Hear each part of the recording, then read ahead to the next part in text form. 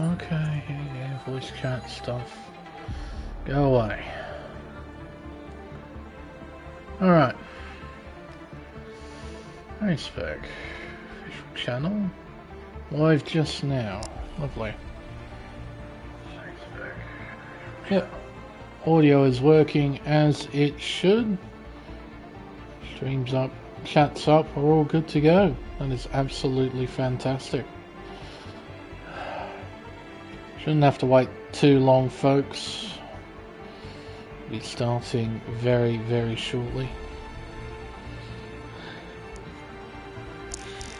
Should be set for a full field for this upcoming round of the championship. Plenty of reserves on standby. Some old names returning for this race, which is really nice to see.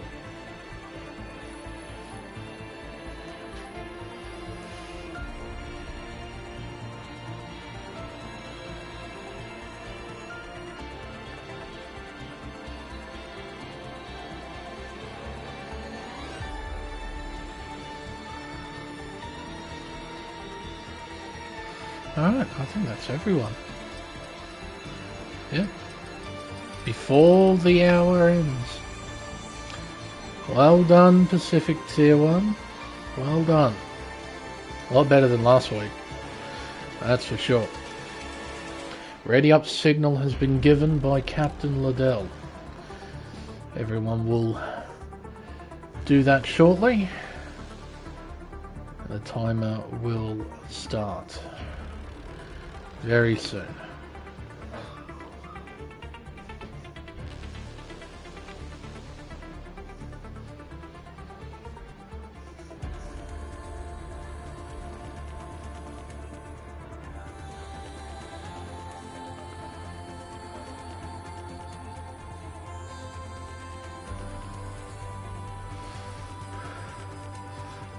There we go.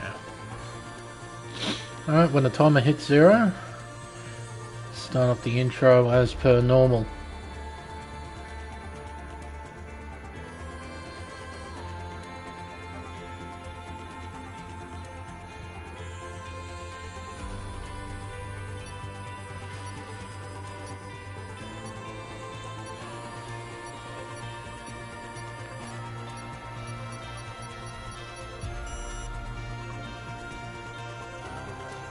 Hello everyone and welcome to round 7 of the Pacific Tier 1 Championship here on Race Spec Esports. I'm Everingham, your commentator for this event, and for tonight we'll be competing at Suzuka International Racing Course for the Japanese Grand Prix. Often regarded as one of the very best driver circuits in the history of motorsport, this iconic gem of a racetrack was constructed in 1962 as a testbed for all the latest products coming out of the Honda Motor Company. Given time and plenty of national attention, the circuit would first host its first Formula One Grand Prix all the way back in 1987 and would be the home of some of the most incredible races in the history of the sport. Suzuka's signature figure of 8 layout measures up at 5.8 kilometers and consists of 18 corners and a single DRS zone that heads down the main straight into turn 1. It's a narrow, old-fashioned circuit with grass and gravel lining the majority of the edges around the racetrack. Naturally then, it's a difficult circuit to try and pass, so maximizing qualifying will be incredibly important for achieving victory today. Now, before we touch on what will be happening out on track, there is a little bit of news to go through first from the previous race in Australia. There was only a penalty removal report from Sebastian Spicer. That would be the only thing that would be submitted in by the drivers last week. And the removal was successful. He would move from P10 to P8 in the final results. Everything else remains relatively unchanged. In the Drivers' Championship, it's GeForce Crichton who was leading the way on 173 points, 74 points ahead of Matt Plevy, who was on 99. Greg Jokes is next on 84, followed by Seb Spicer on 65, with F1 Ferrari Pro, who appears to be absent for tonight, rounding out the top 5 on 64 points. In the team's championship, it's Mercedes leading on 202, with Ferrari next on 163. They've got a huge margin over Alpine, who are on 94, who are just ahead of Haas and McLaren, both on 93 and 85 points respectively. But that's pretty much it. Not much to cover after the Australian Grand Prix. A bit surprising considering the events that took place. Only one incident report, but seems that the drivers were a-okay with what happened, or at least they are accepting of what happened during that Grand Prix. Now, first car out on track is Mr. Rockford. We've got plenty of cars out there getting ready for their first flying lap runs. This is going to be one of the more critical qualifying sessions of the season. As you can see, as we're looking at Mr. Rockford, narrow, old-fashioned circuit. Plenty of grass, plenty of gravel. So you make a mistake, you're definitely ending up in the wall. So, maximising qualifying right here, right now is going to be very important. And it's quite a thrill as well. It's a proper driver's track. When you're on the limit, it is absolute magic here at Suzuka. A lot of these guys are probably going to enjoy this session quite a lot. Mr. Rockford, we'll ride on board with you, sir. We're going to take everyone on a tour of this 5.8 kilometre figure of 8 Suzuka circuit through the final chicane, nice and steady, as he'll floor the throttle on the exit, turn on the battery, head around the final turn and open DRS to begin the flying lap. Down the main straight towards T1, building up to a speed of 328 kilometers an hour. Absolutely flat through 1. He brakes for turn 2, down to 5th gear. Now up into the S's. Turns 3, 4, 6th gear, down to 5th. Round turn 5, into the tricky turn 6. Have to hug the inside line the whole way round. Now Dunlop curve, turn 7. Avoid that inside curve, it's quite nasty. Up towards Degden now, turn 8. A sharp right-hand kick, 7th gear, flip the inside curve as he heads around turn 9, underneath the bridge, up towards the kink of turn 10, and more critically, the hairpin of turn 11, Kobayashi corner. 3rd gear, reaches full power on the exit as he heads around 200R, turn 12. Hugging the inside line, absolutely flat out the whole way around this curve, now into Spoon, turns 13 and 14. On the racetrack. Onto this back straightaway of sorts as we head towards this circuit's most iconic corner, 130R. It's not much of a corner in modern motorsport, but back in the day this was quite a ferocious turn. And now up towards the circuit's final chicane. Turns 16 and 17. Now around the final corner of turn 18. Hugging the inside line, opening DRS. Crossing the line to set a benchmark of a 26.9. Reece Cohen, nice to see him back behind the wheel of a Ferrari, no less. He's making his way through the final chicane and around the final corner. The reserve driver will set a 26.7 and takes provisional pole. Nice to see Leo Duncan as well, G-Force Leo in a Williams. Not on a proper push lap, you could tell from the flashing red lights on the back of the car. Ecam as well in the Alfa Romeo, making his way around Spoon curve. 5th gear, it's quite a important corner to get right. The exit out of there will dictate how much speed you're able to carry up towards 130R. A little bit of traffic in front. They shouldn't impede the Alfa driver all that much. He heads towards the final chicane, the Casio Triangle as it's known. 3rd gear and around the final corner. Up towards the line, you'll set a 26.760, 26 thousandths behind Reece Cohen and provisional pole position. Bergs Liddell on a flying lap, making his way towards 130R. Yellow flags are out. You can see the stop traffic actually coming out of the pits. Drivers trying to sort themselves out through the final chicane and up towards the final corner. Going to be a 127.2 just behind his teammate Nick Mann in P6. Prezzo F1 on a flying lap. Oh, invalidating, just a little bit too wide out of turn 9. So easy to do as well. So much curb on the outside to try and use. Seb making his way through turns 1 and 2. Big old switch there. As the car stood out just a little bit out of turn 2 as Crichton jumps to the top and an even bigger slide from Seb there through turn 5. Manages to keep it out of the barrier. But some big twitches there. Saved quite well, in all honesty. That could have been a lot worse, and arguably should have been a lot worse. Grid Jokes up to P7 with that lap time. Eagle beginning what appears to be a flying lap. Got plenty of battery to try and use here. Currently 9th with a 27.2 through this incredible S section, one of the best pieces of track you'll find in the world of motorsport. Then climbing up the hill round Dunlop Curve. Such a gorgeous corner, but incredibly brutal when you get it wrong. Round turn 9, up towards turns 10 and 11. Keep it nice and narrow at the exit of 10 so you can open up the hairpin at 11. Third gear. Not bothering to use the outside curve as Levi has rejoined the session. Good to see. Around 200R, up towards Spoon Curve. Another fantastic bit of racetrack. But again, brutal when you get it wrong. The car rotates well. Uses plenty of curb on the outside as well. Been a healthy lap from Eagle so far. Leo making his way around the hairpin. He's not on a proper push lap. He's completely out of battery. Eagle, meanwhile, is up by 0.4 of a second. Looking at a high 26 right now. Over the curbs. Nicely done. And around the final corner. Mercedes driver will cross the line to set a 26.8. Fourth fastest for the Mercedes driver. Another returning reserve, Big Al. Two-time Pacific Tier 1 Drivers' Champion. In a McLaren, no less. Fantastic to see. Hopeful for a strong performance here at Suzuka from Big Al. Out of Spoon Curve and up towards 130R. Absolutely flat out through this curve. It's relatively simple.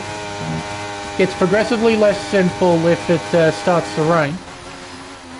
Through the final chicane. Third gear. Over the curbs nicely. And around the final corner. Big Al will set a 26.507 and takes provisional pole. You can see as well around the racetrack there are clouds about. Still plenty of blue sky. But there are definitely clouds around. Something to keep an eye on. Seb Spicer. See what he can do. Qualifying wise, he's looked pretty strong. He'd be looking to continue that form here at Suzuka. Through the final chicane, nice and steady. And around the final turn. I think that was T-Mac who's just jumped up. No, it wasn't. Who was it that just jumped up? Somebody did. Didn't notice that. Seb Spicer through turns 1 and 2. Fifth gear round turn 2. Through the S's now. Turns 3, 4. Up towards turn 5. Just a small reset of the throttle. Keeping it on the black stuff. That's really important. Don't want to understeer out onto the grass or the gravel. Don't know what that does. Oh, Zekan's been given a 5 grid place penalty. Where's he on the racetrack? Out of dead? No, well, he and his teammates, they're on outlaps. So the fact that he's been given a grid penalty for that is ridiculous. But completely unsurprising considering this game is frankly a heap of garbage. At a 200R and towards Spoon Curve. For Seb Spicer. 6th gear. Around turn 13. Down to 5th gear round 14. Got on the throttle. Gone on to full throttle nice and early. Up towards the middle sector split. Seb yet to put a time on the board. Currently 19th. He'd like to try and set something with just under 8 minutes left in qualifying. Through the Casio Triangle. 3rd gear. Full power nice and early. The RS Open up towards the line. It's P6. 1 minute 26.766.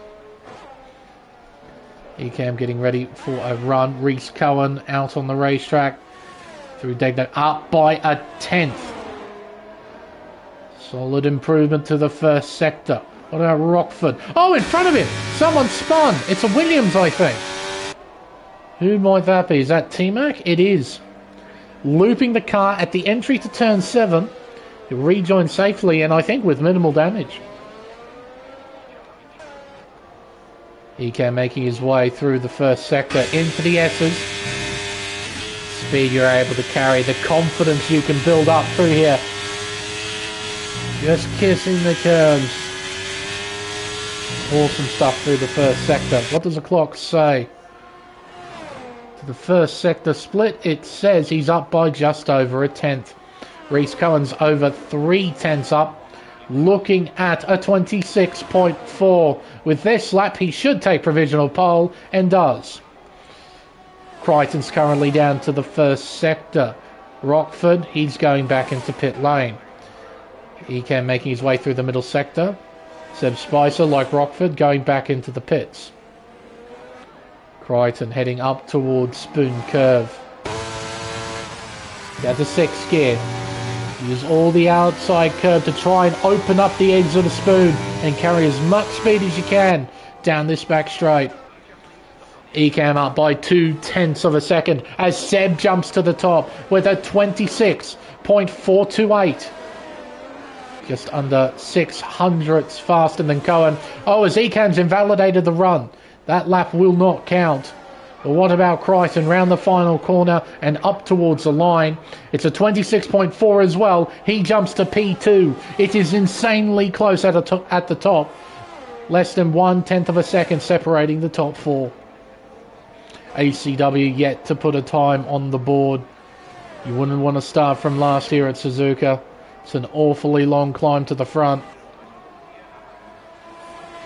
Nice and tidy.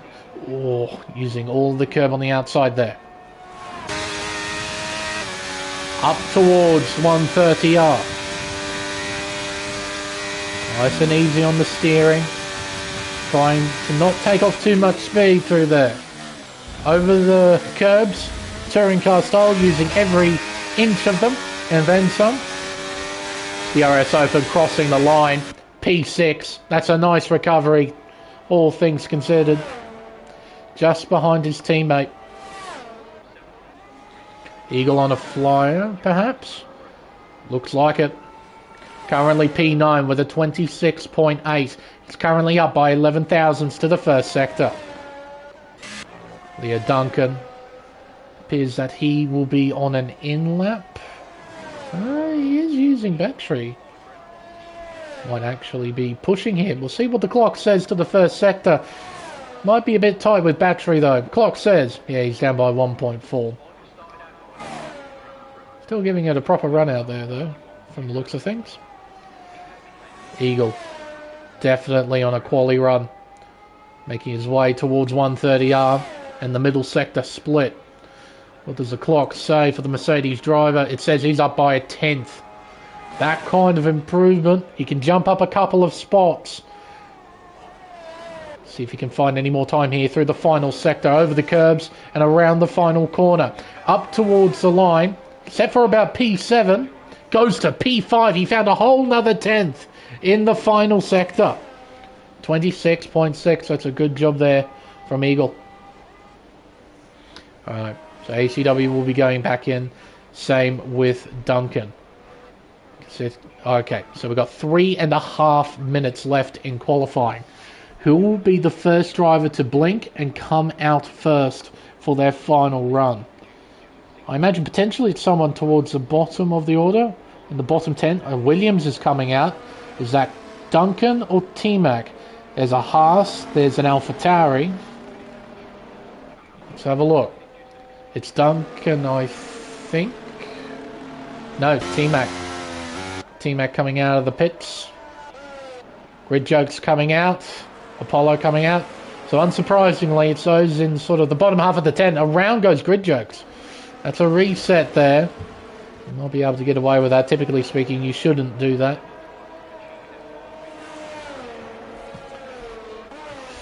Seb's out there. Interesting. Our provisional pole sitter making his way out with 2.5 minutes left in qualifying. Cohen is out there now as well. I think Eagle's session might be close to done. It's going to be real tight to get back in and out again. Yeah, that's some creative racing line right there. Typically, you do not want to do that. It's going to be real close for Eagle. Al's out there. Reese out there. That is Prezzo just behind Al, and the car behind him, an Aston Martin. It's a Warren? No, it's Levi. All these guys closely bunched up together. Yeah, this is going to be interesting to try and monitor everyone on the board. Might try and keep our eyes towards the tops, I'd say. Probably be easiest for me. ACW making his way out is Eagle. Oh, yeah, I think he's done, I think. He'd be cutting it way too tight. Way too tight. So the first driver to start a flyer will be Zach Warren, currently 19th with a 27.8. At this stage, 1.4 seconds off provisional pole. Williams behind him. T-Mac begins his flying lap. Currently P10 with a 10.8. Grid Jokes has begun one as well, as Eagle retires from the session, as expected. A lot of these guys will be hoping to find at least a couple of tenths with the track evolution in their favour. Just need to be nice and tidy out there. String together a clean lap, clock says for Warren. He's up by a 10.5. Seb, our provisional pole setter, begins a flying lap. Round turn 2. Up towards the S's now as he invalidates, and that's it. Seb will not be able to improve on that time. That is the benchmark for everyone else to try and beat. Crichton will begin a flying lap. Reese Cohen on a flyer. Through the S's we go. Fifth gear as he heads around Dunlop curve, up the hill and up towards the first sector split. The clock says for Cohen, says it's good, up by 52 thousandths of a second. Crichton making his way round turn 6 here towards Dunlop curve. Up to 6th. Up towards the first sector split. Around is a Haas. There's a Haas around at turn 7. Crichton's up by 68 thousandths. Big Al is up by a decent amount too. By 1 1/4 tenths of a second. Rockford P6 at the moment with a 26.6. Making his way round Spoon. Onto the back straight. Running wide! And that's ruined his lap for sure. Cohen up by almost 2 tenths of a second. This has been a stellar lap so far from Cohen, and he doesn't make a mistake through the chicane. Seb Spicer jumps to the top with a 4.03. He won't stay there long though. Cohen jumps up with a 26.2. Crichton, can he respond? He's up by just under a 10.5. He needs a magical final sector. Clobbers over their curbs. Straightens the car up. The car looks stable around the final turn. Up towards the line. It's not good enough. 4th fastest for him. Big Al. Not good enough either. Actually can't improve on his PB. ACW, his qualifying session is done. Matt Plevy will cross the line. He jumps up to 9th inside the top 10. As Seb Spice has been given a 5 grid place penalty for illegal blocking, even though that's his AI. And Prezzo, he goes back into the pits. I'm going to assume he was the Haas that spun over at turn 7. He'll be P19 for the start of this race. There we go. A stellar lap from Reese Cohen right at the death of qualifying. 1 minute 26.218. That is our pole time for this Japanese Grand Prix. And the next few cars, it's not much. Just over 1/10 of a second separating Spicer and Big Al in P5. Then we've got 4 cars in the 6s, 1 in the 7s, 1 in the 8s, 1 in the 9s, 2 in the 27 zeros. Nice and close. Fantastic to see.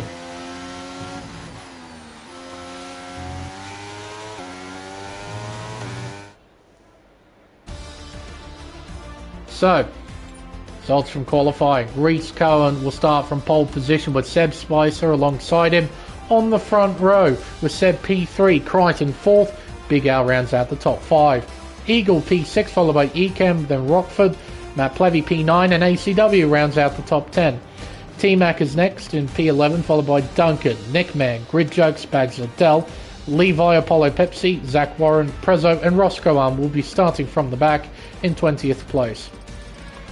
Now, I imagine there's going to be a lobby reset for those penalties, considering that Ecan got that when he was on an outlap, and the car behind him was on an outlap, and considering with Spicer that was his AI, not him, blocking, yeah, there's going to be a reset for sure. Yep, so the command is from Bags Liddell, just retire at the start of this race. We'll set up the custom grid. We'll get going again. So these guys are going to do a mock start. Emphasis on the mock. It's a shame as well, you can see definitely plenty of clouds about. Would have been nice to see a mixed weathered Japanese Grand Prix. But that will be taken away. Because, yeah, this game is at times quite frustrating.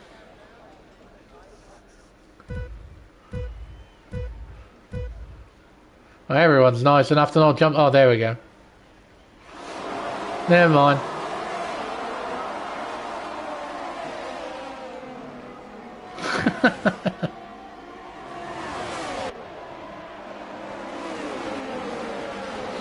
Very nice.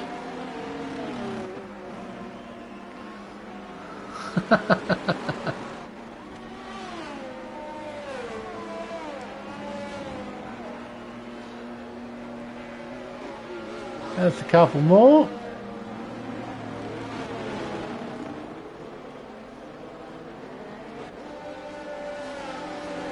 There we go.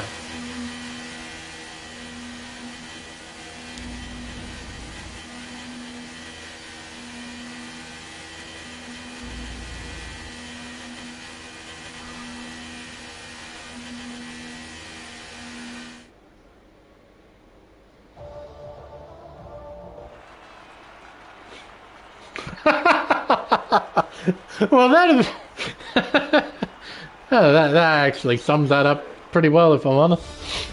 That's a hell of an emote, by the way. Or podium celebration emote. That is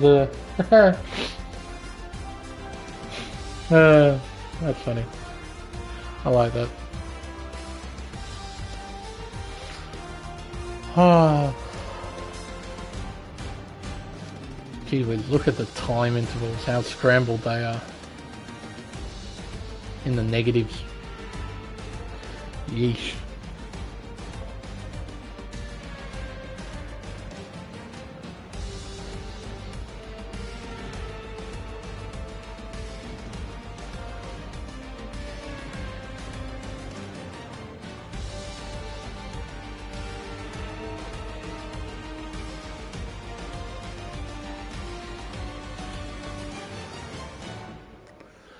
Alright.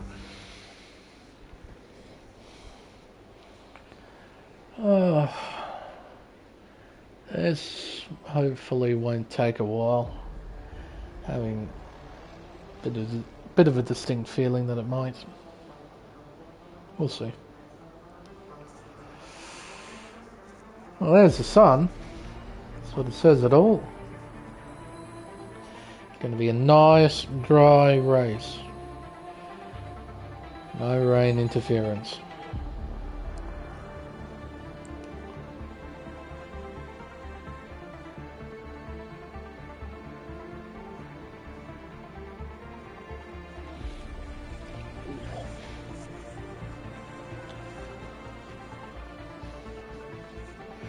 I suppose we just chill out. Not much to discuss.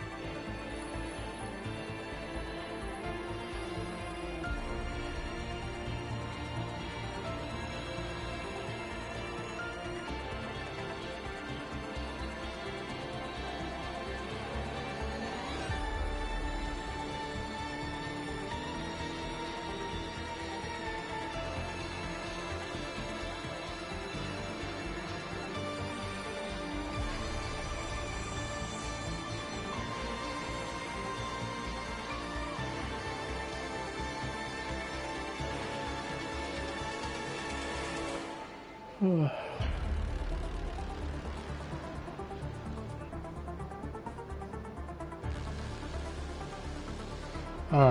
I think the custom grid has just been made. Saw that lobby update. There it is again. So we should be pretty close. A slight change up. Overcast conditions. It's not completely dry.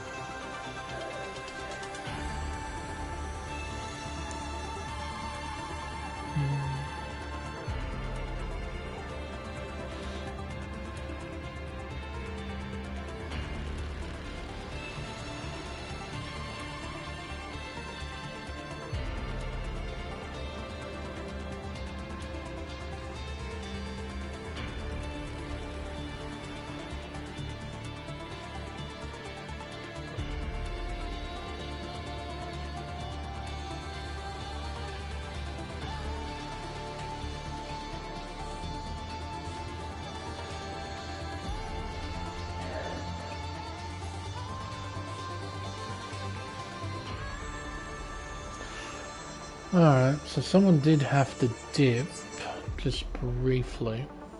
That was Seb. I think Ecan dipped just briefly as well.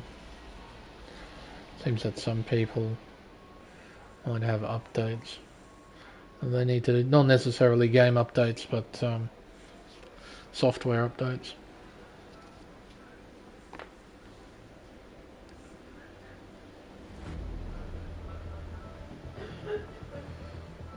Or not.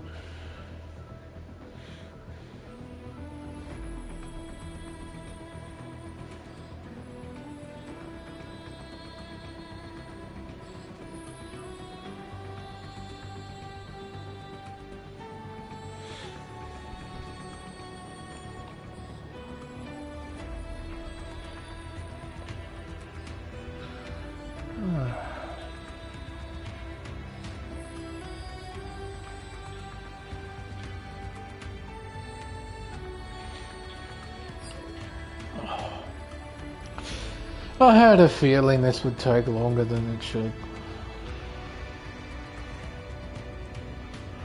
Ah, oh, come on, Lane. Anything to talk about? Not really. I'm sure we had the Japanese Grand Prix not long ago. It was an alright race. But nothing to scream about. Other than Williams. Their whole situation right now is just hilarious in terms of logistics. The fact that they gambled saying, oh yeah, we just need the 2 chassis when we travel over to the other side of the world where we don't have access to our stuff. We won't bring a spare one because it'll be cheaper. Yeah, that didn't really work, did it?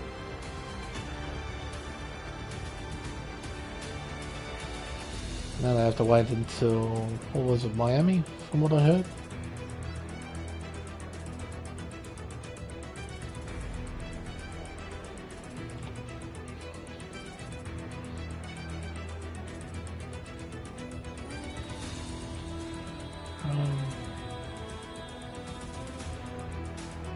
And I frankly find it crazy that F1 Esports actually got revived somehow.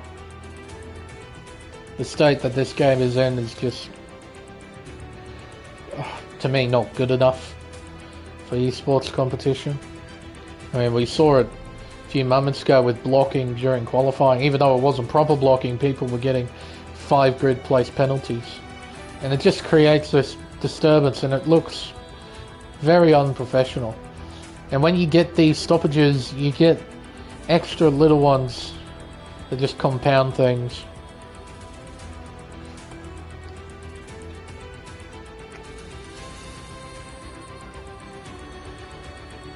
So yeah, the fact that F1 Esports is now back is, yeah, especially after all the drama that happened after the first round in Bahrain, who was organising it, that collapsing.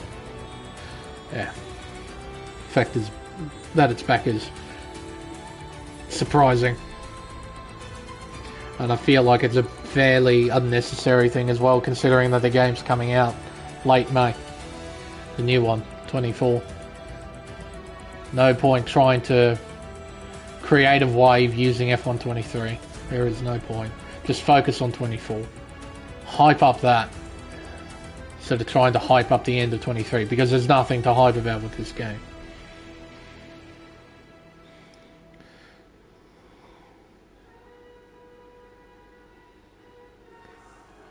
Oh, well, that's a shame we won't have a full grid from the looks of things. Seb's in trouble with his wheel. That's a shame. I mean, 19's fine, but, you know, it's always good to have a full grid. And I wonder if that will cause any changes in the custom grid that Liddell will need to fix.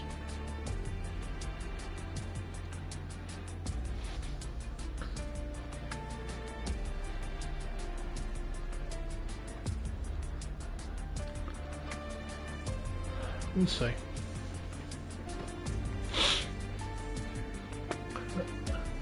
And there's another update.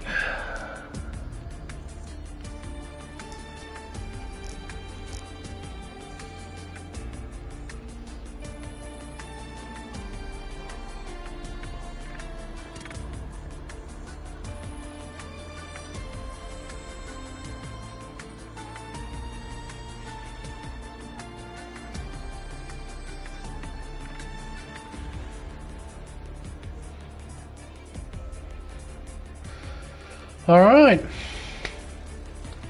Been a little while. Everything should be set. We'll get back to what we should have been doing all this time. Getting back to the racing.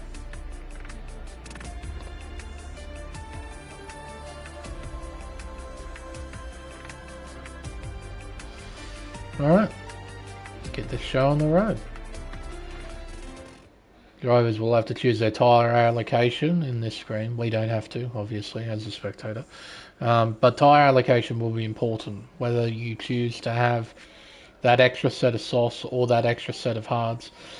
I'd imagine extra set of softs wouldn't be a particularly popular choice. Perhaps having an extra set of hards just as a backup plan might be a better way to go. The drivers need to remember to put on their appropriate setups. Conditions have been set via the game settings. They're not too dissimilar to what we had in qualifying, and honestly not too dissimilar from what the start of the race looked like. So, no, I think we've done a pretty good job of this. So well done, Mr. Liddell, getting that all right.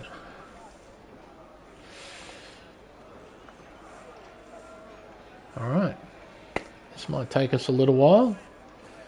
Sit back and wait, and when we cut to the grid, action will begin.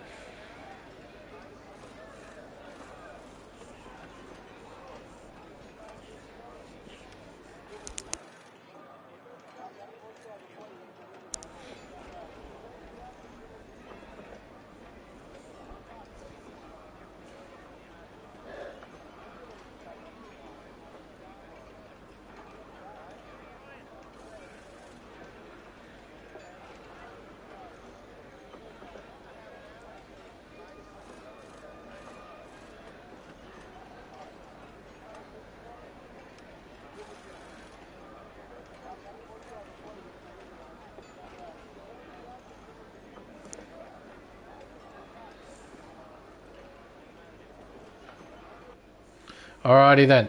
All 19 cars are lined up, ready to run. We have 5 red lights, and we're underway. Here at Suzuka, it's a nice start from Cohen. It's a nice start from Spicer. The rest of the field spread out, trying to find a bit of racetrack to race on as we head through turn 1. Crichton, Spicer side by side as they head through turn 2. Crichton on the soft tyre takes P2 away from the McLaren. We've got a McLaren 3-4, followed by Eagle, then Rockford, who's got Ecamm right behind on the medium tyre. But it's Cohen who leads from Crichton, then Spicer. That's our top 3. Looking further back, ACW on the back of Matt Plevy as they exit Dunlop Curve and head towards Degner. Everyone line astern. You're not going to pass through here, but you might be able to try and line up something into Kobayashi Corner. Oh, and a huge spin! Contact further back! Carnage at the exit of turn 9. It's Liddell. It's Levi. I think Warren's involved. So, dearie me. Yellow's out. No safety car. Not even a VSC for that incident.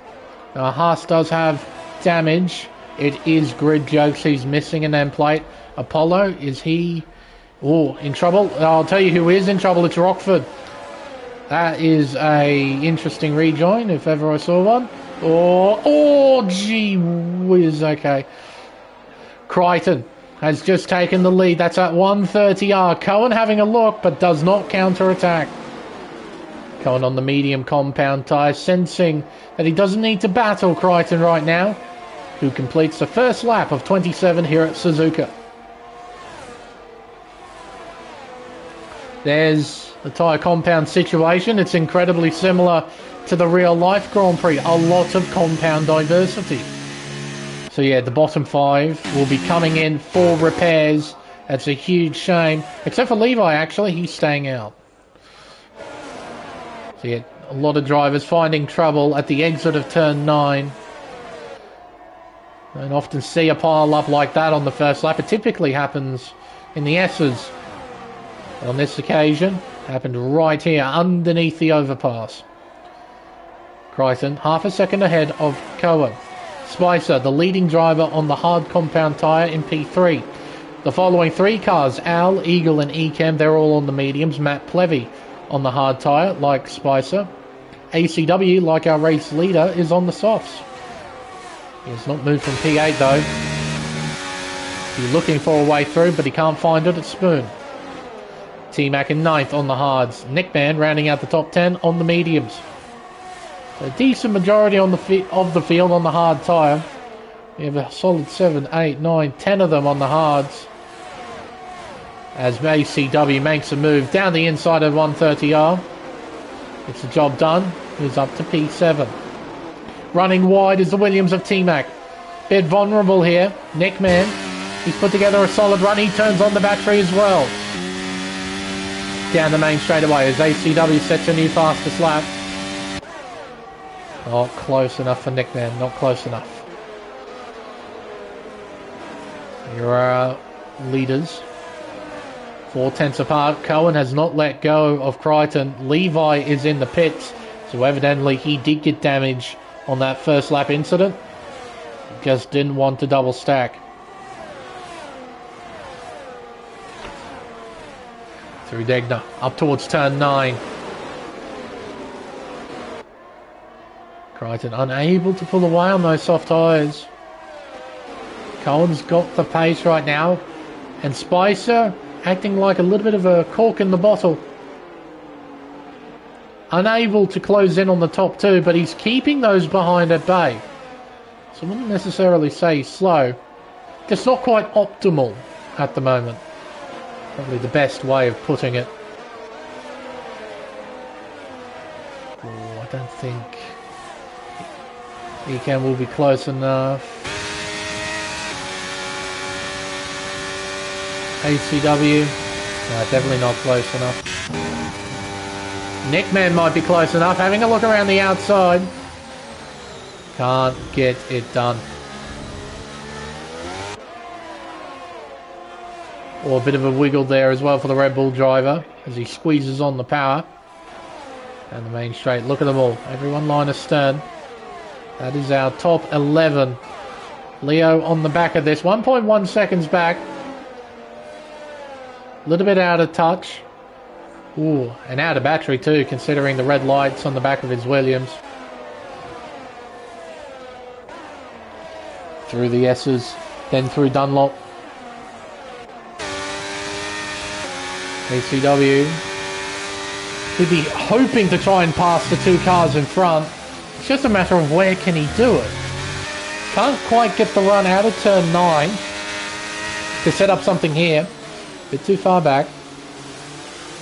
On the power, over the curb, on the outside, using the full width of the track. It's really all you can do is just be patient and just wait for an opening. And once you have that opening, you need to be completely confident. Try and go for it, but a poor run out of Spoon means that he loses a few tenths. Eagle in trouble. Look at this, round the outside, gets the job done. Nice move. Nickman does the same to T-Mac, gets by at 130R. Who would have thought that would be such a prime overtaking spot around Suzuka? Seen a few passes in and around there in this race already. Lap 5 has begun. Top 11 still relatively closely bunched up. Drivers further back like Roscoe and Prezzo and Rockford side by side. Rockford moves through. He's on the recovery drive. He's up to 13th. Grid Jokes, Polo Pepsi, all these fellas involved in that lap 1 incident. They've got a lot of catching up to do. They need a lot of luck to fall in their favour. Drivers using all of the red and white curbs through turn 9. Do have to be very careful, particularly with the outside curb. At turn 9, the outside exit curb. If you run too wide, you can ride the floor against the top of the curb. Basically lifts your car up. Decent chance you'll lose control in the process. Crichton, he might lose the lead at this rate. Decent amount of battery left in this Ferrari. Same story with Crichton, but yeah, those soft tyres, they'll be starting to lose their edge. Not to mention, Crichton doesn't have any DRS assistance down this main straight. Spicer, looking quick, but not in a straight line. As Cohen goes round the outside, heading into turn 1 to take the race lead. I thought Crichton was too far ahead there. I was wrong. Cohen's got some sheer straight line speed in that Ferrari. Slingshot by. It's relative ease in the end. Crichton couldn't really do anything other than what he did. Defended the inside line just a little bit. Cohen had so much momentum, he got in front before they arrived at the corner. Oh, that's Al in the 4th place McLaren. Oh, and that's an Alfa Romeo getting a bit sideways there. Out of turn 9. Drivers, they're pushing hard. They want to stay in the fight. They don't want to lose DRS to one another. And that story couldn't be more true for this bloke on screen. Look at the gap. Just over 1 second the gap. Got it back under a second. Needs to stay under a second. The circuit may only have 1 DRS zone, but it does make a difference. Difference could be upwards of 3/10. Oh, ACW down the inside. That's gamey. Oh, that is real gamey as we head into the chicane. Yeah, ACW won't be able to get that done. It was good driving in the end as Eagle makes a mistake. That's not so good. DRS open, a bit of battery as well. ACW will pass and so will Crichton round the outside at turn 1. Cohen with the nose down the inside. Can't do much there. Oh, as Duncan retires in pit lane, I believe. He has left the session as well. That's surprising. He's had enough. Out of Dunlop. Towards Degner.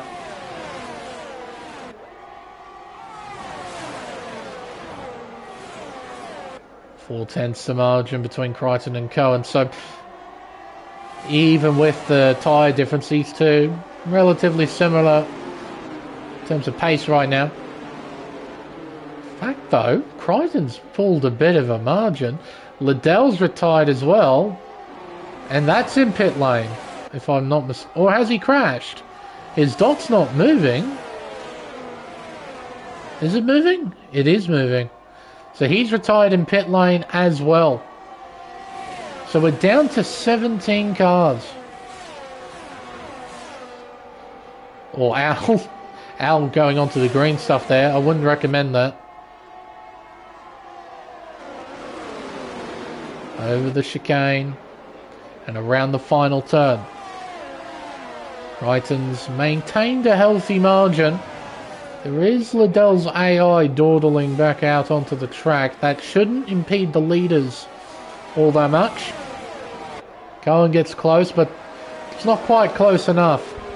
It'll be fascinating as well to see how these strategies pan out, because you'd say arguably that this man is best placed, Seb Spicer, on those hards.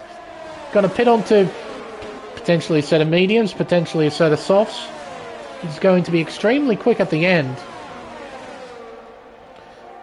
But as he's demonstrating himself, those hard tyres aren't completely garbage. They're not throwaway tyres, they are usable, so it'd be very fascinating to see all these different strategies pan out. Of course, if we have a safety car at any stage, it'll make the strategies a bit more uniform. We'll see a lot of drivers do the same thing. But if it remains green from here to lap 27, these strategies are going to be very, very interesting to keep an eye on. And very key, I suspect, in trying to work out who will win this race. As you can see, the top 10 are still closely bunched together. Look at them all. What's the gap between top to bottom? 4.3 seconds after 8 laps. That's the top 10. Everyone in a line. And if they want to have any shots of winning, or maybe even a podium finish, they need to stay in that line. Can't afford to let it break up. Because that's exactly what's happened outside the top 10. See Roscoe 7.6 seconds behind. He's going to have no chance to catch up unless there is a safety car. Something catastrophic happens overall. Whoa, like that! Holy mackerel, how did he save it? Seb Spicer got damn near perpendicular to the road at turn 7 and somehow snapped the thing back in the right direction. Oh, that could have been real bad for everyone in the 10. That could have been one almighty accident, but somehow, some way, he saved that.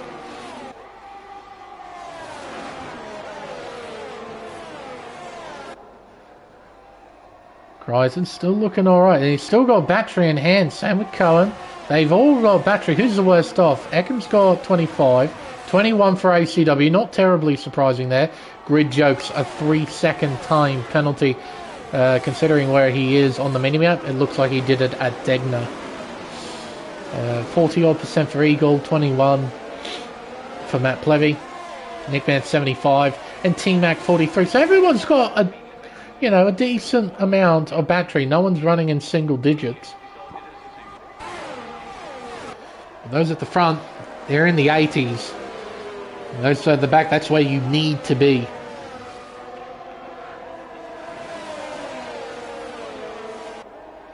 Through the S's.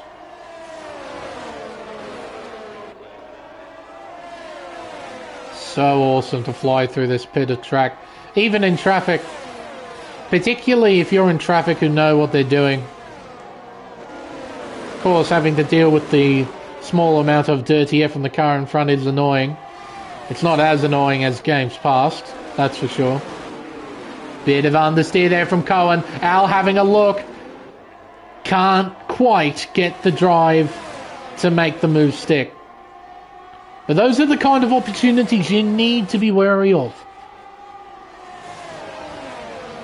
You're not sort of waiting for the big dive bomb or anything like that. That's going to be really tough to do. The only places you can pull off a big dive bomb, probably Kobayashi Corner, the hairpin at turn 11, or the Casio Triangle chicane up here. And you need to be committed, and you need to make sure the guy in front of you isn't doing that, defending the corner. See, Reese was all over it. Just covered enough. The inside to say to Al, nope, you're not going that way. And Al obliged. They both have DRS and are closing in on the race leader. Al's having a look down the inside here at turn 1. He's committed to this as they head around turn 2 and up towards 3. Al's in front. They're side by side heading into the S's, and Al gets the job done. That's a great pass. Very opportunistic. Hard fought, tightly fought, and well won. That was well done by Reese Cohen as well. Keeping the contact to 0. It's not easy to do when you're racing offline around a place like Suzuka. He did that very well. And he's only lost 1 place because of that battle. Hasn't lost anything more than that, which is key. He's still fighting at the front of the field. Yellow's out. That's Warren, I think it is. And that's a VSC. Well, he's into pit lane. He smashed the wall at pit lane entry. Completely destroyed his front wing. Now, how long will this VSC stay out? That is the question. Because the leaders, they're on the back straight, heading towards 130R. How long will this VSC be? Zach Warren, new front wing on his Aston Martin. He'll leave. He shouldn't go a lap down because from the looks of things, this VSC will be out long enough for these guys to potentially pit. In comes Crichton. Oh, there we go. So in come a few drivers. Al stays out, Eckham stays out, Spicer stays out. We had a few come into pit lane. Mediums for ACW, mediums for Crichton, hards for Cohen. And I suspect he won't do too badly on those tyres either. So yeah, that VSC, it ended in a very interesting spot, right as they're coming into pit lane. So a relatively quick VSC. Did that benefit them? Is the question. I doubt it. But their undercut on fresh tyres will. For sure. Round turn 10. Into the hairpin at 11. McLaren 1-3 for the moment. We'll have to wait and see how the pit cycle shuffles everyone around. Greg Jakes in the pit lane as well. He's now on a set of hard compound tyres. Onto the back straight. Now, do the 2 medium runners of Al and Eckert, do they pit? Do they react to the guys behind them pitting as soon as they did? Or will they stay out? Rockford takes Roscoe on. That's for P7.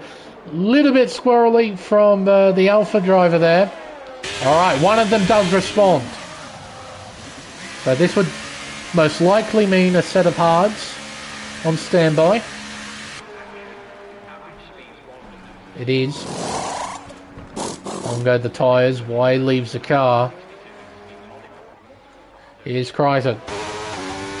On a set of mediums. Relatively clear track ahead. Where's the Alpha? Coming out of the pits now. Alright, so Eckham's behind ACW.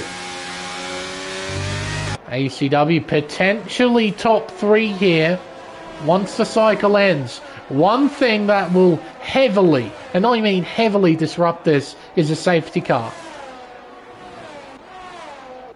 A well-placed safety car would seriously disrupt everything.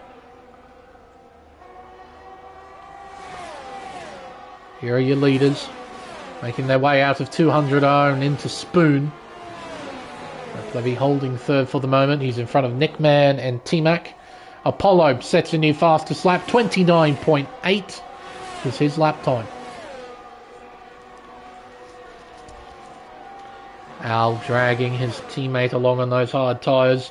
I'm sure Seb is appreciating this immensely.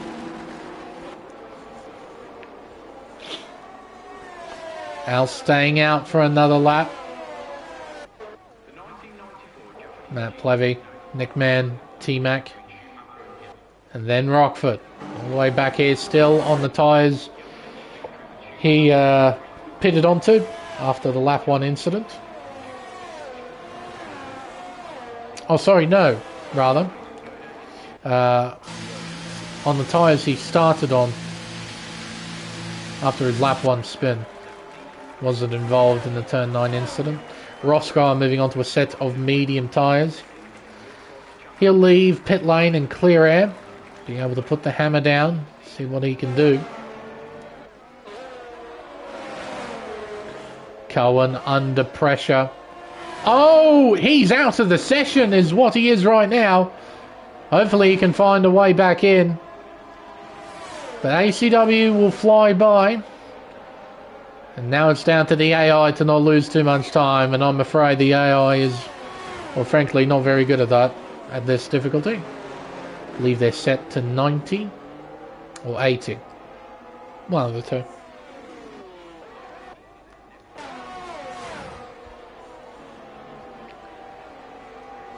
When do they pit?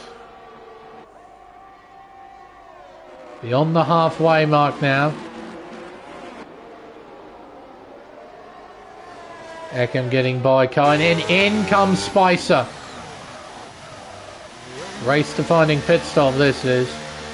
He'll be putting on mediums, for sure. Al's probably going to stretch out to do a soft stint at the end. He's going to be lightning quick in the final segment of this race. There goes Crichton. ACW is next. Then the Alpha and the Ferrari of Cohen, who has still not rejoined the session. There's Spicer, P9 at the moment. Provisionally speaking, P5.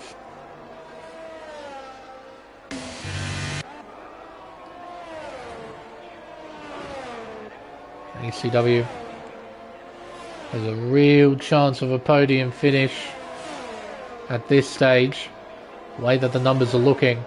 Of course, tyre life, tyre performance, they're going to play a part in this. How badly will those mediums degrade towards the end of the race? How much will the hard tyres switch on towards the end? You could see from Spicer, who passes the AI of Cohen, Spicer looked alright on those hards, for as old as they were. Ooh. That didn't look particularly good. Matt Plevy, Nick Mann. These three have been battling for a bit. They're all staying out and continuing the battle as Al pits in.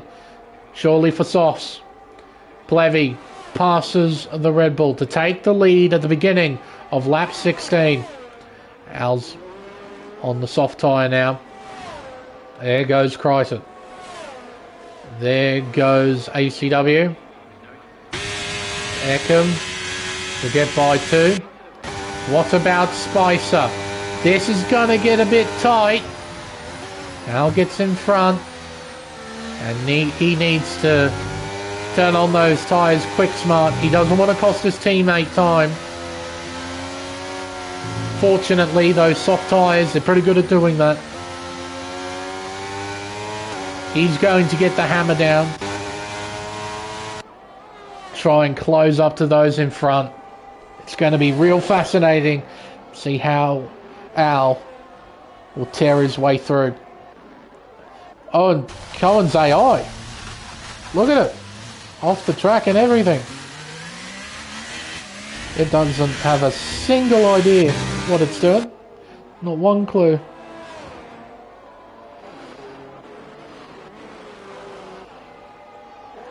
It's already down to 3 seconds. 2.9. It's got battery to spend as well, and if Spicer can just stay within DRS range, be able to use his teammate as a battering ram, and he can try and follow. top three have stayed out for another lap. Refusing to pit, potentially just rolling the dice, hoping for a safety car. There's your provisional race leader. Here is provisional second and third. Warren, a 3-second time penalty for multiple warnings. So, Spicer's closed in just a little bit as Rockford sets a new fastest lap. 29.2.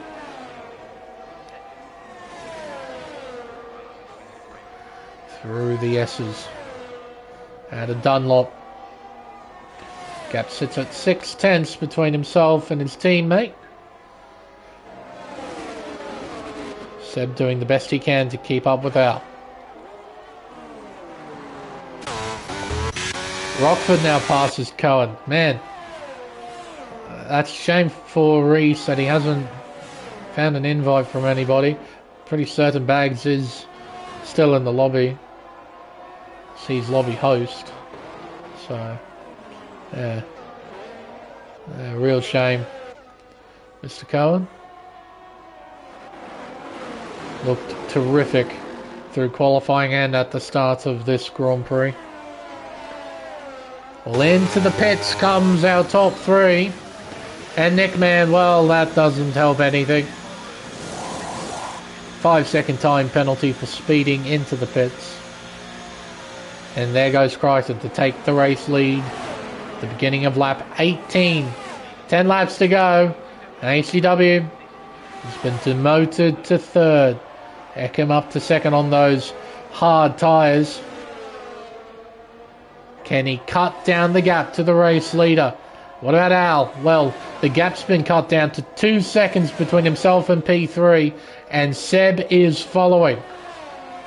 The McLarens are on their way. That is for sure. Eagle P6, and he's got Plevy behind on those soft tyres.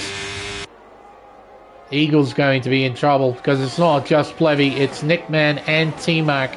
They've all got soft tyres. He is going to be a proper sitting duck out there against these three. 1.2 seconds the margin now. And this is while he's dragging his teammate along as well.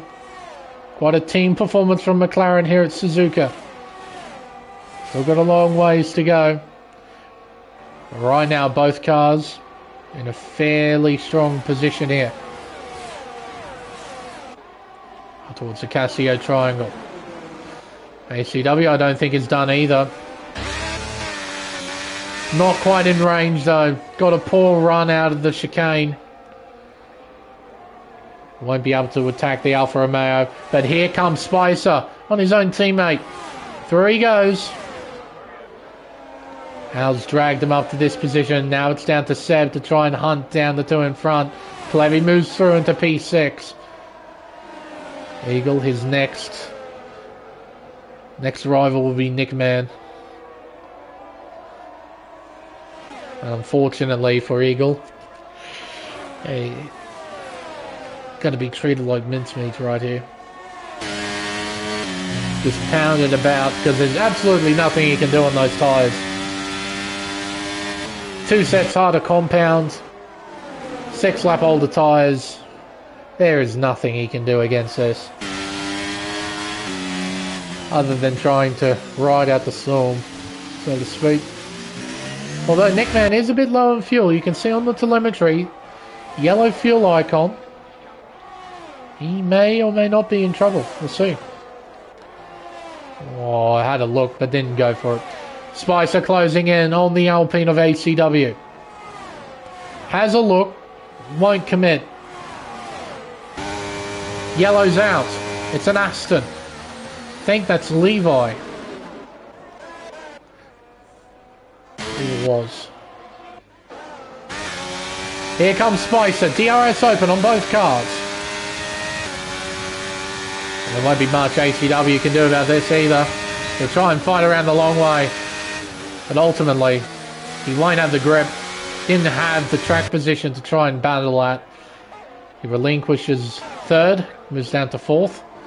An eagle, he goes down to 9th. Both Nickman and T-Mac move through. Now Al. Oh, switching the overtake on out of Dunlop. Getting real close to ACW. Not a great run out of turn 9 though. He won't be able to attack. Round the hairpin, Kobayashi corner. Named after Kamui, of course, after his stellar performance in the 2012 Japanese Grand Prix.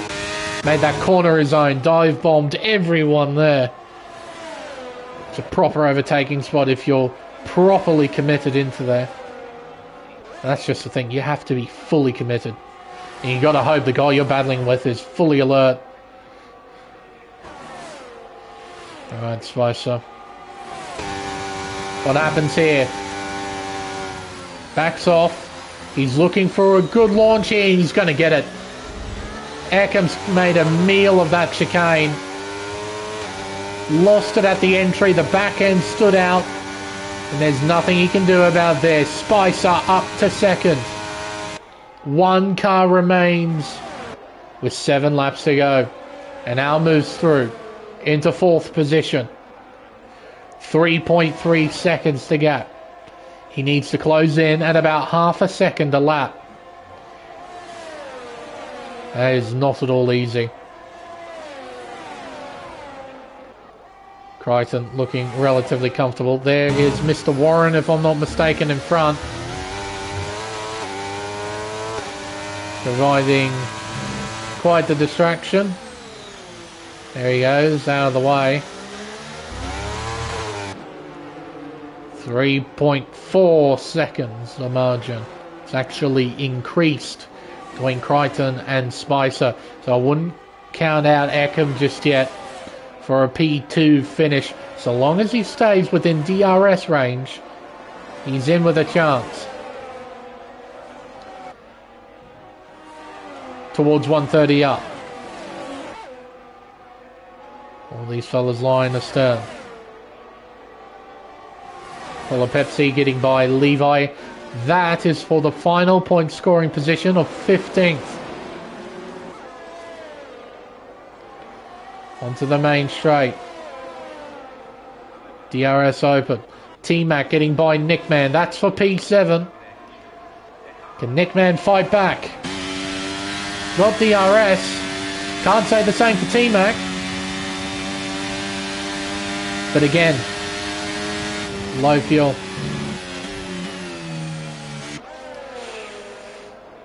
Yeah, I hope your wheel does have a warranty, Seb. That's a shame to hear. What happened after qualifying. I mean, of course these things happen from time to time. Just sort of how life works. But, you know, hope you find a new one, Stat, mate. Ooh, Levi, 3-second time penalty. Well, his chance for points might be out the window as Prezzo passes the AI of Reese Cohen. Another disappointment in this race. Reese down in 13th. Well, not Reese. Actually, it's his AI. He's been unable to get back into the lobby, it seems. Stuck down there. Shame he put on quite the performance at the beginning of the race. And as of right now, Crichton is looking pretty comfortable. That gap has not increased or decreased between the top two.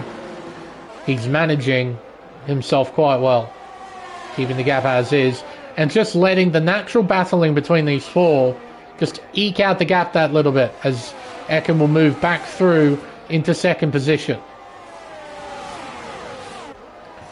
5 laps to go this Japanese Grand Prix.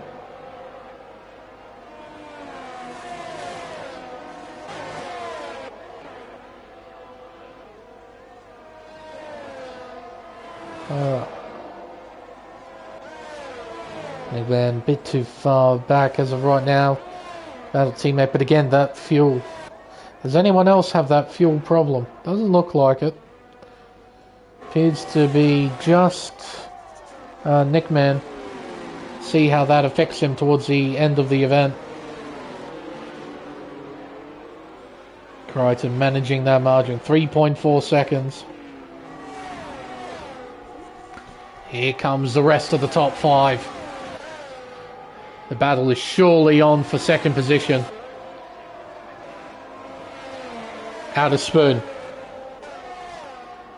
Towards 130 yard. Gap of 0.4 of a second. Seb, he would just be hoping for another solid exit out of the chicane. See, he's close. He could go for a big old dive bomb, but he doesn't have to. Tip it in. Nicely done. Got a good exit. He should get by here, actually. Should be close enough. Here he comes. Momentum building. And he backs off. He doesn't actually want to pass just yet. So I think that's it for the race, for the win. It should be Crichton's. Unless something happens, of course. Seb's not bothering to jump up into second and try and hunt down the race leader. It's all about the gamesmanship now. And be careful, Seb, you don't want to lift too much, otherwise there'll be a 20-second time penalty, just so you know. Don't be lifting in a straight line. That's way too dangerous for us boys in the league racing world. Way too dangerous. Oh.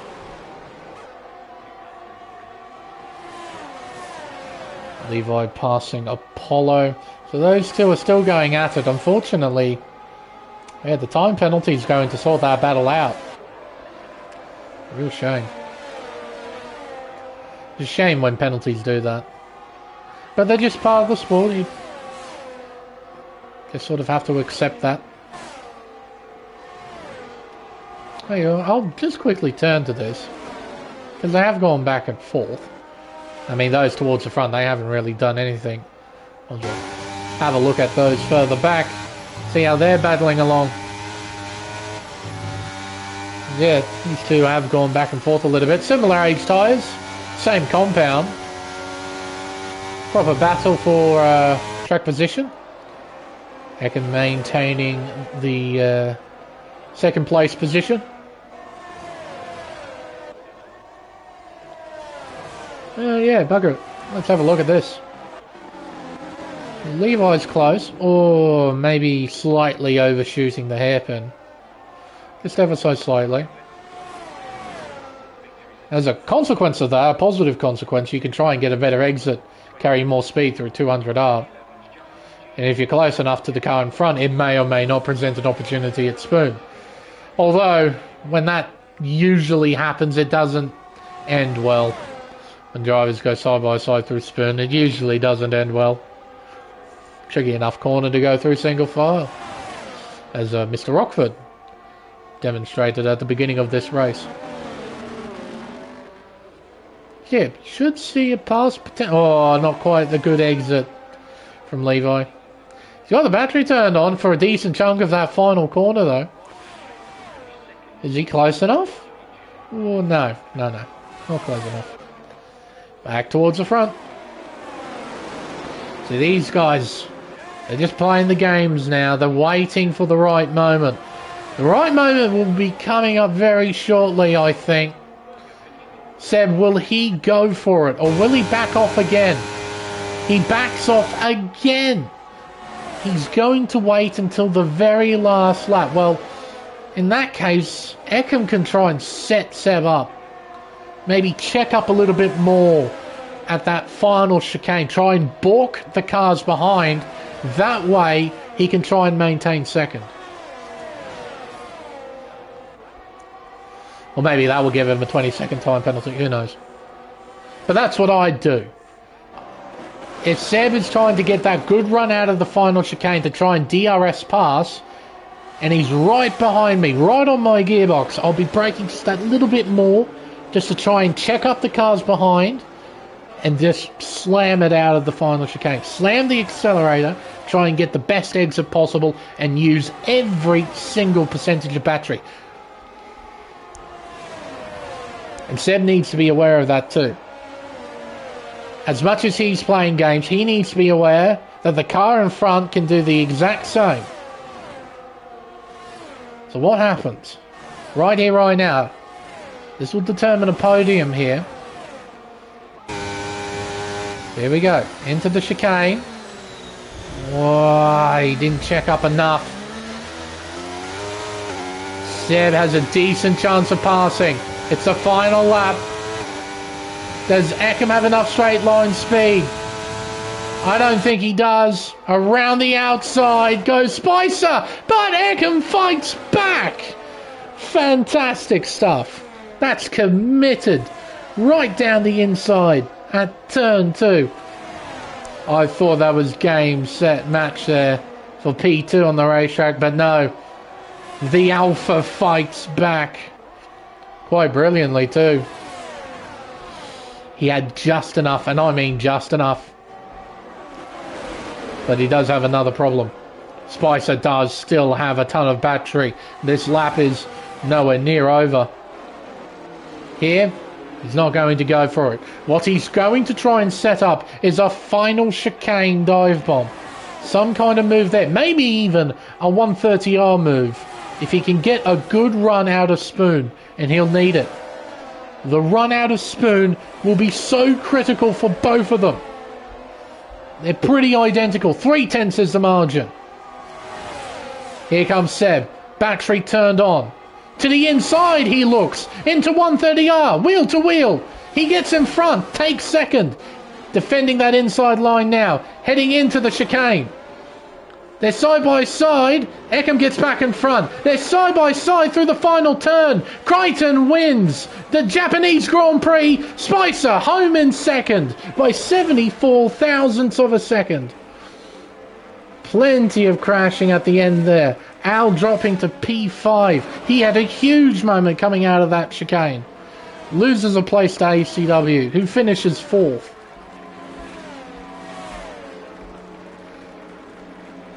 There we go. What a fine battle right at the end there between Spicer and Everingham. Well done. That's as hard fought as it gets around a place like Suzuka. A credit as well. Put together another fine drive. 6 wins this season. He has been damn near untouchable. 100% podium record as of round 7 for GeForce Crichton. He's having one hell of a season. Just be waiting on our final 2, Apollo and Levi. There we are. That's the end of our race. What a fine ending. Hard fought. Well fought. And that's fair. Gave it his all, particularly on the last lap.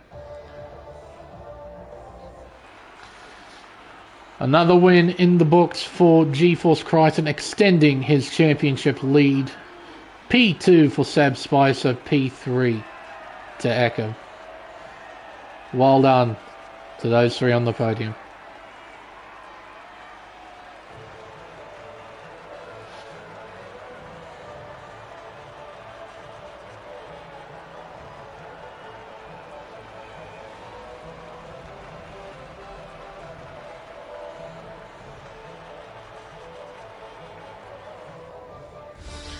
The unofficial results then of the Japanese Grand Prix. GeForce Crichton is your race winner with Seb Spicer home in P2. Everingham completing the podium places in 3rd. He started from 7th position, made his way onto the podium. He gets driver of the day. ACW from 9th, he finishes 4th. Al finishes 5th. Matt Plevy with fastest lap finishes P6. T-Mac is next in 7th, followed by Eagle. Rockford recovers to 9th. And Nick Mann rounds out the top 10. Roscoe Arm from 19th on the grid finishes 11th. Prezzo from 18th finishes 12th. Then we have Grid Jokes, Reese Cohen, shame with him really. Polo Pepsi and Levi Tiger Fence, 16th position. Warren a lap down, followed by Duncan and Liddell retiring from the race. Just one VSC over the course of that one, but I reckon that was just enough to spice everything up. all those different strategies converging together, separating people apart. It was hard to tell who did the right thing, but I suppose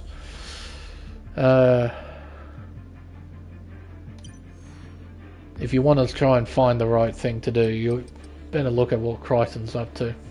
6 wins this season. 6 out of 7. Granted, bit of luck to try and pull that off, especially last week in Australia. But he's having one hell of a season. He's going to have a huge, huge margin heading into the next round of the championship. Congratulations to our top 3 once again. Congratulations to Crichton on winning the Japanese Grand Prix here at Suzuka. But I think, folks, with everything said and done, it's now time for us to end the stream. I've been Lane Everingham. Thank you everyone so much for watching. And we'll hope to see you next week for round 8 of the championship at Circuit Paul Ricard for the French Grand Prix. Until then, it's goodbye.